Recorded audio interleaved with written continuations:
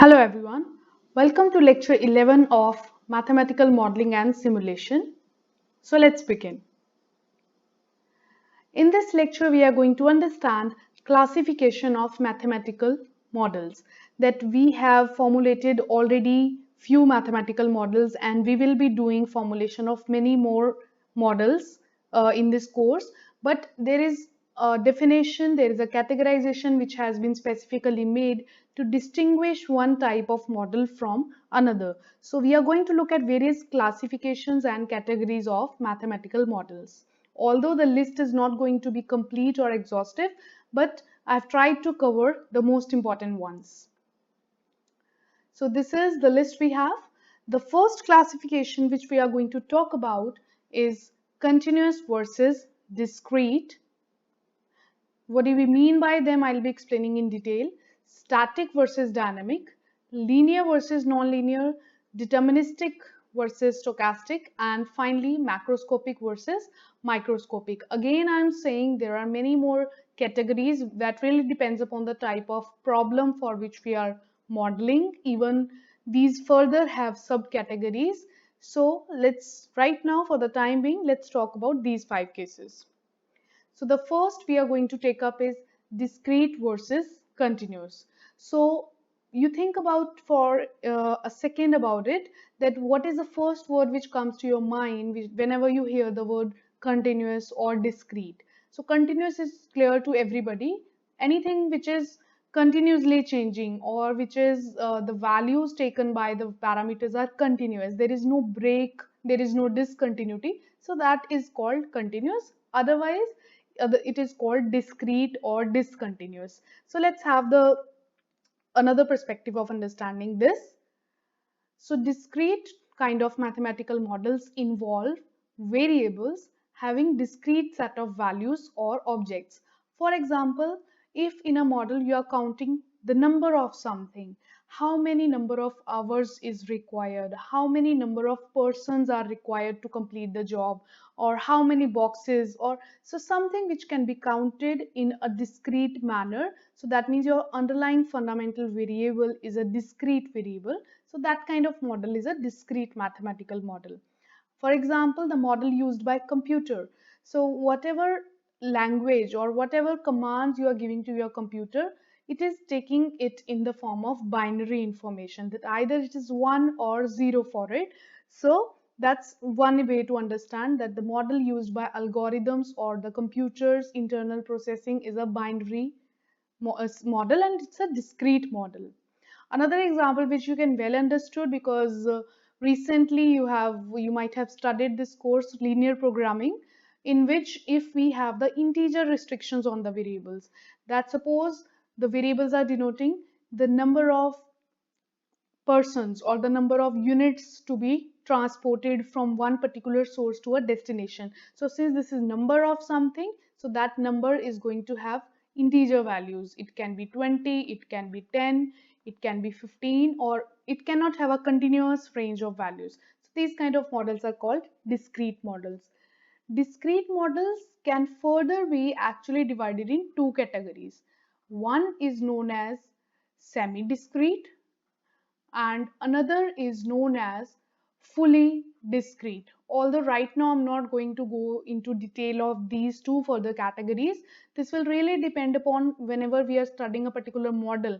Then if there I will feel the need, okay, we need to discuss the fully discrete version of it, then I'll definitely take it up. But otherwise, these words should be clear in your mind, that semi-discrete or fully discrete is a category of discrete model. So for the time being, you can understand semi-discrete means one of the, say, some of the variables are discrete while others are not. And in fully discrete models, every variable is a not continuous or a discrete variable. On the other hand, for continuous variable, we have, obviously it's now understood that these involve variables having continuous set of values.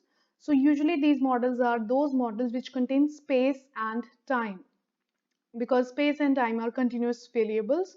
So these models are generally framed in terms of these variables. So space can be one dimensional, two dimensional, or three dimensional as well, or whatever be the dimension of it, but it's always treated as a continuous space. The example is differential equation models, and recently in this course we have studied the population growth models, in which we were looking at the population of something. You can say the population is definitely a discrete number, but it was varying with respect to time. So time is something, a continuous quantity. So whenever you represent anything with a differential equation, so that's precisely a continuous mathematical model, because you have to assume the continuity of the variable, only then you can differentiate it. So most of the models which are formulated in terms of differential equations, they are nothing but the continuous kind of models. So we can talk about these in more detail when we'll be studying the specific models.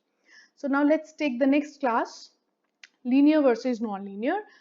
In our earlier classes, most of us are already familiar with these terms. What do we mean by linear and what do we mean by non-linear?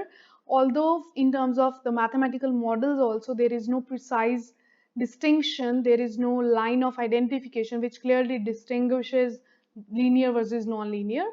But I have tried myself, best from myself, that whatever best definition I can give you for that. Okay, so this is the precise way we can understand linearity. If all the operators in a mathematical model exhibit linearity, then the resulting mathematical model is defined as linear. So you already know the meaning of linear. There are no product terms. We can only multiply with scalars. It's something like 2x plus 3y plus 4z. It cannot be x into y into z. It cannot be x square or y cube. So we know what do we mean by linear kind of expressions. So those models are called linear models. Example again, linear programming problem, because in that every expression is a linear expression of the variables. On the other side, non-linear models are those models which obviously in which linearity is disturbed. For example, two variables are multiplied with themselves, x into y kind of factors are occurring there, some square is coming, some other function is coming, so the non-linearity is there, exponential function is coming, logarithmic functions are present there. So that gives the non-linearity in the model. Example is a non-linear programming problem, and if you talk about in the recently discussed population growth models, then we know that the logistic growth model is a non-linear model, because the fundamental base upon which that model was derived was this: we wanted to see the effect of incorporating non-linearity in population growth model, which made it appear better than the other linear model versions of the same. So logistic growth model was also a non-linear model. And again, I would say that this is not the precise way you will find these definitions in books, because it really depends upon the context of the model, that how we are going to tackle with the linearity and non-linearity. So again, I will leave this to the specific problems when we will be discussing that whether to categorize that model as linear or non-linear.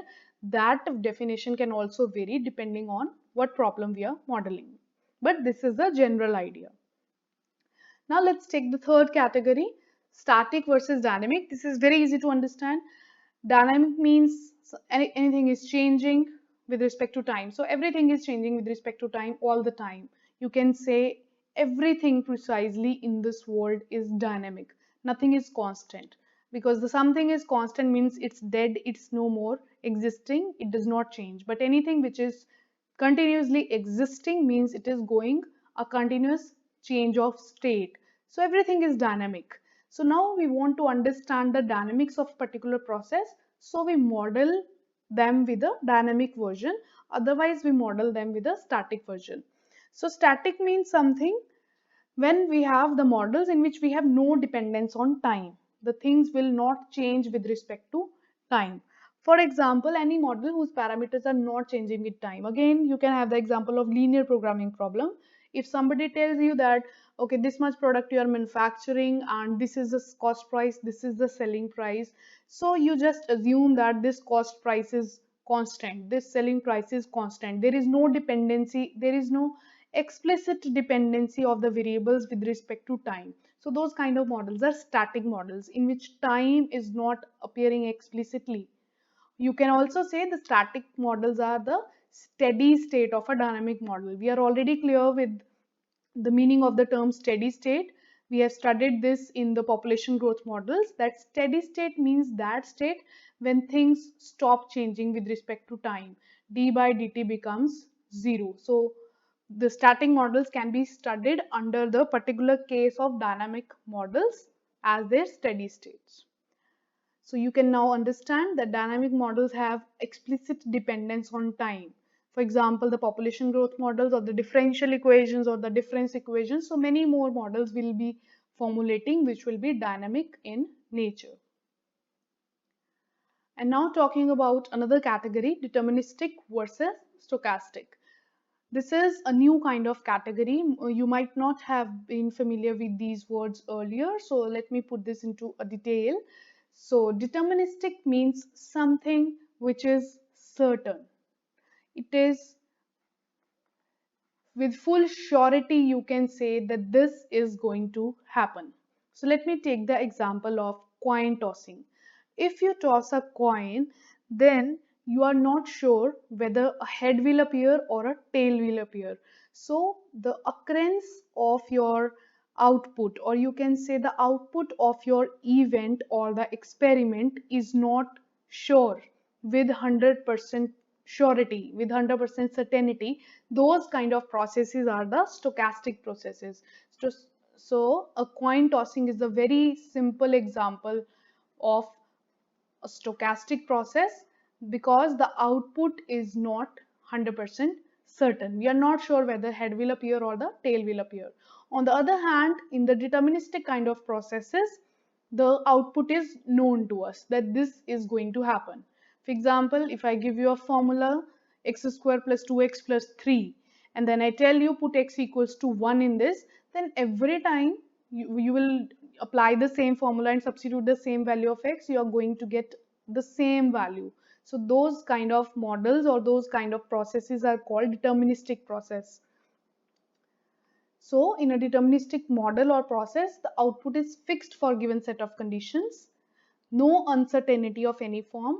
Example, solutions of equations having all parameters fixed. Just now I gave you an example.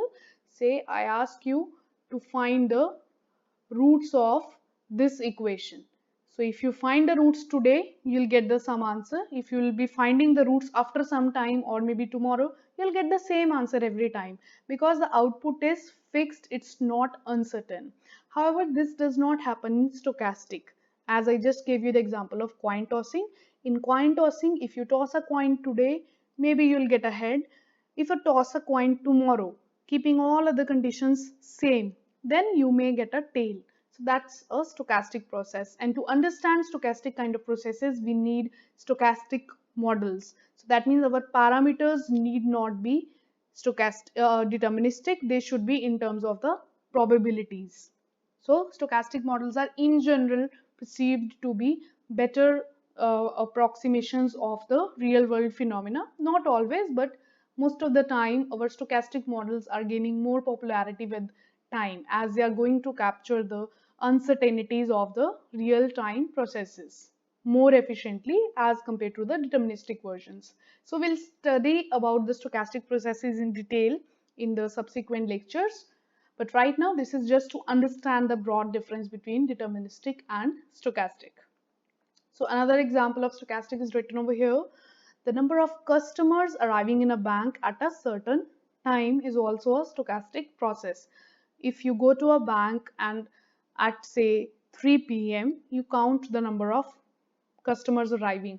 On one day your data will be different, on another day the data will change, and similarly on third day the number is going to change, and never ever you are going to be fixed about that this day this many customers will arrive. So that is also unpredictable output or non-deterministic, or better called stochastic. So that's another category. And finally, I'm taking the last but not the least category of mathematical models, which is macroscopic versus microscopic. So it's also literally clear from the meaning. Macro means something needs to be studied at a macro or a large scale, and micro means studied at a micro scale. So it has to do with something with the level of detailing of the model we are looking at. So macroscopic models concerns with the macroscopic behavior of the system. For example, population as a whole. You are interested in how the population is going to increase, or you can say you are interested in looking at the average behavior of a population having large number of particles, human beings, or whatever population you are considering. You're not interested in looking at their individual movements. For example, you have a large set of, say, molecules, so you are interested in the determining the average velocity of the average speed of or the average rate of diffusion of the gas as a whole. You are not interested in looking at the individual gas molecule and tracking its trajectory. So you are looking at the things from a macroscopic point of view, not from a detailed point of view. So here we are always interested in measuring the average properties such as pressure, volume, and temperature. Example, continuum models in traffic flow. So our next lecture is going to focus on this traffic flow, because this category, macroscopic versus microscopic, holds more sense in the modeling of traffic flow. So there we'll be talking about these in more detail, but these are the general ways to understand.